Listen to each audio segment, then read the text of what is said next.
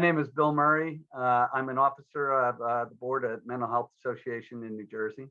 Almost 30 years ago, maybe a little longer, I met a tireless and very effective advocate for people with mental illness, and that was Carolyn Beauchamp, who is the CEO of MHANJ. I didn't know it then, but it became the beginning of a long-term relationship with Mental Health Association in New Jersey and a long-term friendship with Carolyn. What she wanted, frankly, was somebody to help her support communications and public policy initiatives to overcome stigma for people with mental illness, but also change public policy and attitudes towards people with mental illness. And you have to keep in mind, over the last 10 years, we've seen great change in the way people address and talk about mental illness.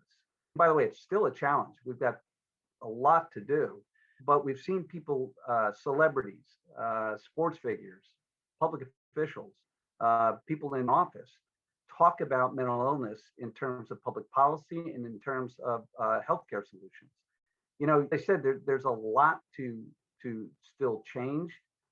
There's a lot on public policy, a lot on stigma that still needs to change. But because of organizations like MHANJ and its national affiliate, we're seeing a change, and it's a measurable change. For somebody who's been involved in this organization for over 30 years, I can testify to that change. But it was interesting. I got involved in the organization out of friendship and out of a sense of mission to try and help what was very much a communications and public policy challenge. Serendipitously, I had a teenage daughter who experienced the mental health crisis a little over 10 years ago.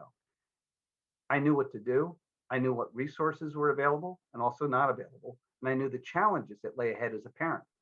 I learned that from my involvement with MHANJ. I don't think I would have known what to do if I had not been involved. Where you give and you get involved in things, sometimes people give back. And that's been my experience with the Mental Health Association in New Jersey. Interesting, it wasn't just a one-time crisis. My daughter's been battling that for 10 years. She's managed it. She's done well. I'm very proud of her. She graduated college last year. She's living in Australia. She's about to get married next year. She's coming back to the US. Will probably live here and work here. She wants to be a social worker. She also wants to be a counselor for people. So she learned a lot in her own experience. So I have to say, the Mental Health Association in New Jersey has done tremendous work, but also nationally, the association has done tremendous work. It's not over. The stigma is still a problem. People still have great fear and misunderstanding of people with mental illness. I'm looking forward to another 10 years working with the Mental Health Association in New Jersey and overcoming that stigma.